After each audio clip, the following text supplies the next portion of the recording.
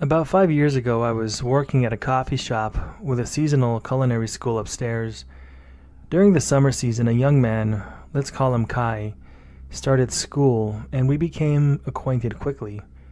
He was African American with a very distinct look and wings on the back of his shoes, long locks, a guitar on his back at all times, and those hoodies that people wear in California. They're called drug rugs, but I don't know their real name. That's just what we call them. We would hang out back after my shift and have a couple of stogies and watch the trains, and he'd play his guitar.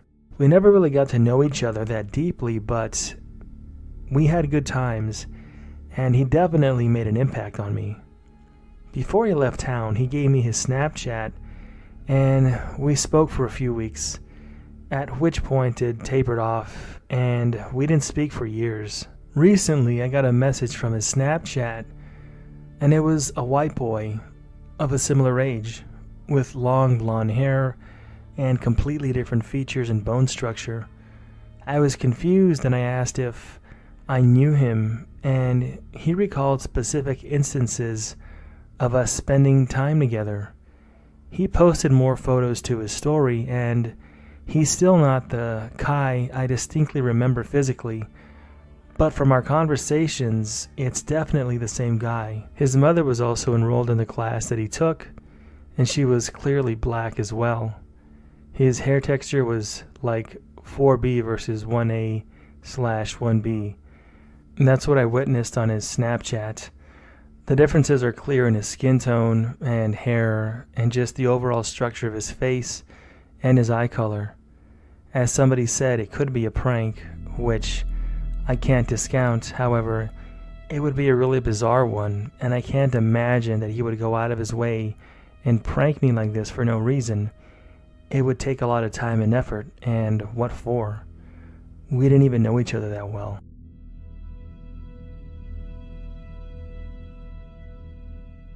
In the summer of 2001, I was in a large Midwestern city, and a huge storm was coming in, and I remember the reports saying that it was going to be a really bad one. So later that evening, this storm arrives, and I look up and I swear I see this big, huge ship hiding in the clouds. The whole cloud system was very round and circular. That night started a series of events that took place over the next week to 10 days. One night there was a large UFO, like a smaller craft from the larger one, and it was hovering over an area near my appointment. 2 helicopters soon approached it, and it took off. I started to question my own sanity. I ended up telling a friend, so we go out one night, on like Thursday night at 9 p.m. or so, and there were almost no vehicles on any road. Interstates were like completely absent of any traffic. We go by this big billboard which was advertising these various lectures with titles like Human Genome, The Next Evolution, and Human Reproduction, Saving the Planet While Preserving Humanity. It felt weird, like the signs were meant for non-humans, and they were all like this crash course on aspects of human development. At this point, we were both freaking out. We pull over on a side street to just process things, and then we turn back on the same road, which was suddenly filled with traffic again. It was like the interstate, just the way it should have been, and the signs were no longer up. For years, I have felt that I had a temporary break with sanity, and the only thing that keeps me turning the events over is that there was another witness to some of it, and just a few years ago, I brought it up to her, and she assured me she experienced the same thing, and that it also still freaks her out. We both described later feelings that we were somewhere we weren't supposed to be. I described it to her like some sort of staging area or something. That's what happened. I'm sure that's a rational explanation, but it's been 20 years, and I've never been able to find one. There was even more to it, and it involved triangle-shaped UFOs that seemed to be following my vehicle on more than one occasion. It was honestly a living nightmare for a while. For about 5 years after, I was obsessed with the experience. And over time, I've just sort of chalked it up to temporary insanity or some kind of a collective delusion. I've always looked for verification about other UFO reports that summer, which were similar and coincided with this major storm. At the time, I didn't journal, so I don't remember actual dates, and sometimes I think it might have been 2002, but I'm pretty sure that it was the year 2001. I did look through MUFONs one time and found a similar sighting, but at the time, I didn't want to explore it further, so I never wrote it down or anything.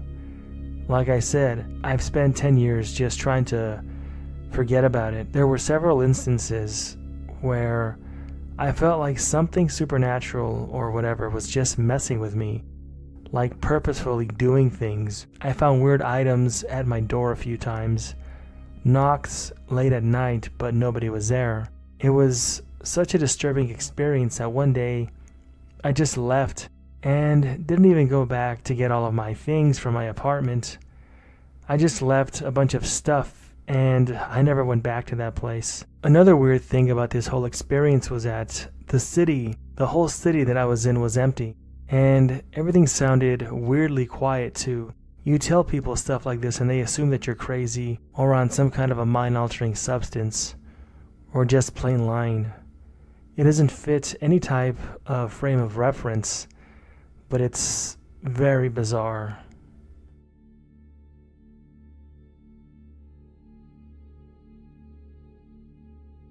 I know this sounds crazy, and trust me, I feel like I'm going absolutely insane, but something has been going on with my best friend for months now, and it's been the most confusing experience.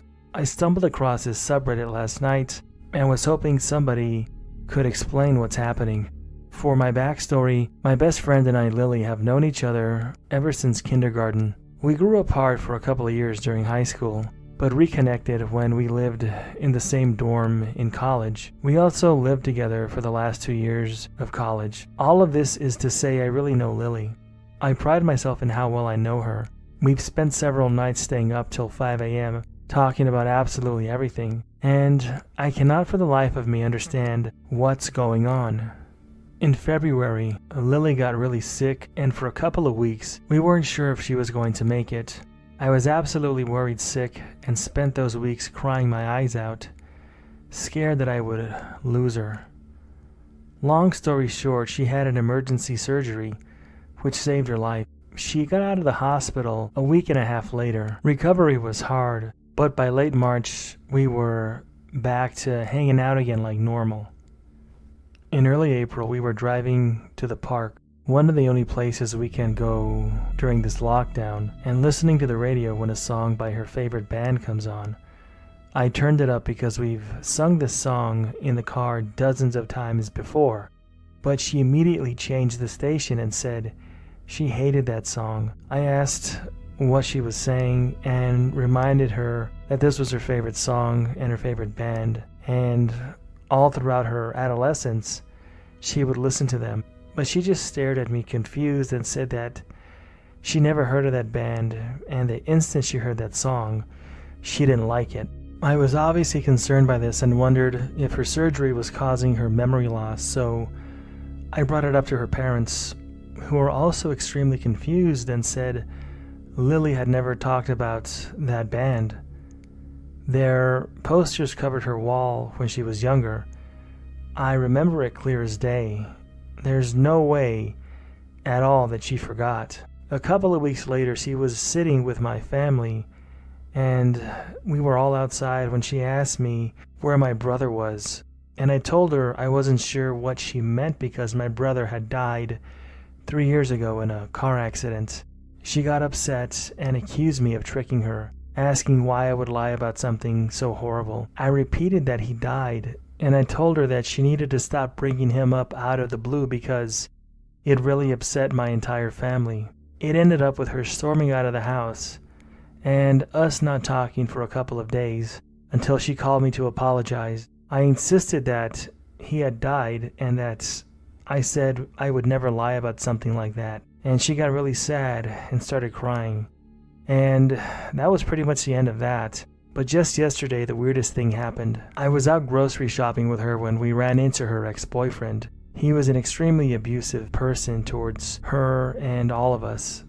I really despised him, and we all try to keep him away from her as much as possible. When I saw him, I attempted to distract her from the situation, and I slyly led her away, but she didn't seem fazed and looked in his direction, saying that he was cute. She asked me if she should go up to him and ask him out, and I looked at her like she was absolutely nuts. I told her not to go up to him, and not even bothering to bring up that he was her ex, because at this point she was starting to really scare me. I texted our mutual friends and asked if they remembered him, and they all did. So I know I'm not making this up. Usually her ex would try to come up to her and intimidate her or come onto her or something, but the strange part was he just walked by us and gave us a friendly stranger nod. So right now I'm really confused and I feel so crazy. And I don't know how to make sense of any of this. I'm 100% sure that it was her ex because he has a very distinctive tattoo sleeve on his arm. So he might have been hiding in the weeds as an abuse tactic and just pretending not to know her to creep up on her. It's just that he's never done that before, and for my opinion, based on knowing him, it would be very much out of his character. He's loud and an angry guy and doesn't care about causing a scene. We've always thought that he was a kind of person that thrived on public drama.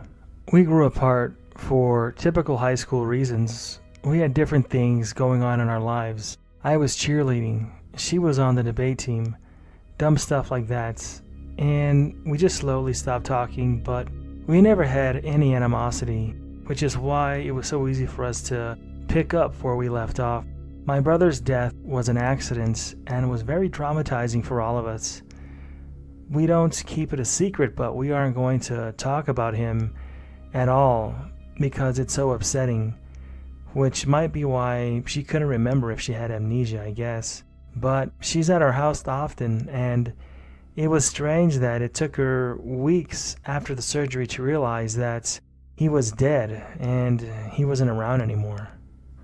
After all this happened, I wanted to speak with her parents again and explain everything and why I was worried. And they, at this point, are definitely worried about her and told me that they're going to go get her to see a doctor. What's weird is that I explained this whole situation with her boyfriend at the grocery store, and her parents don't remember her ex at all. And there's no way that they wouldn't, considering how often he would stalk her at their house. It's weird how some people remember this guy, and others don't.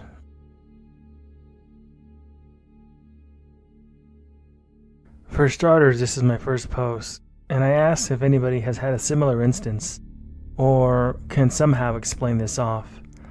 This story takes place about 3 years ago between a friend and myself. We were both juniors in high school and had just finished up one of our finals, and we were two people who took our test in another empty class with a teacher who was watching over us so that we didn't feel like we needed a rush. Anyways, on our walk back to the class, we were just talking. Then my friend found a shiny penny in his pocket. So I suggested that we roll it down the long white tile hallway where we were walking down. I wanted to see how far it could go. So my friend ends up doing it. He rolls the penny down the hallway, and surprisingly, it was rolling perfectly down the middle of the hallway in a straight and narrow path. Me and my friend both walked at the pace that it was rolling, with the penny maybe 3 feet in front of us, and we were also able to hear it rolling because it was just us. The halls were empty and everybody else was in class. As it rolled, we were looking and talking about how far it had gone. Then, after it rolled about half of the length of the hall at which we had started, it just disappeared. As soon as we noticed the penny stopping, we also stopped, and we heard nothing. It went from rolling, and usually when a coin stops rolling, you hear that tinkering noise, or that sound of it hitting a flat surface over and over again repeatedly. The sound that a coin makes while it's spinning on the surface is what I'm talking about. However, we didn't hear anything. It just disappeared into nothing, and we didn't even hear where this coin landed, if it landed at all anywhere. We stood still to see maybe it might have gone off to the right or to the left or something, but we couldn't see where it went anywhere. It didn't go against the wall or the lockers, which really baffled us. So we both walked down the opposite sides of the hallway carefully, looking all the way till the end of it, and the classroom was on our right.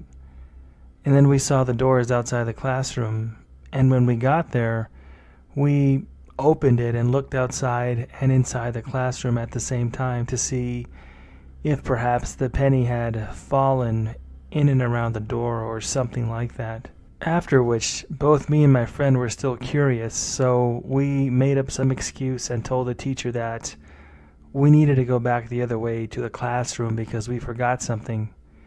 And because of that, we continued looking outside the classroom for another 15 minutes, even to the point of us getting on the floor and looking even more carefully, and we ended up finding nothing.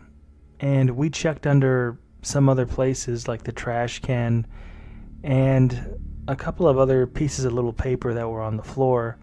However, we found absolutely nothing where the penny could slide under. My friend and I tried other days to recreate this, in which every time afterwards we never came close to what happened the first time, and it blows our minds, and we still think about this weird moment because, for one thing, we could never get the penny to roll down straight again, and for another thing, this penny literally disappeared into thin air.